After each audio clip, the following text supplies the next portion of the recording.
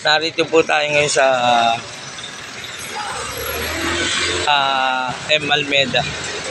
Kasalukuyan po natin kaharap si Ernie. Kung saan nagmamayari po ng e-bike na improvise na kanyang ginawa. Ayan po. Ito po ang Wonder e-bike na pagmamayari ni Ernie. Matitingan pa ako niya. Ayan po si Ernie. Ayan po. Makikita niyo po.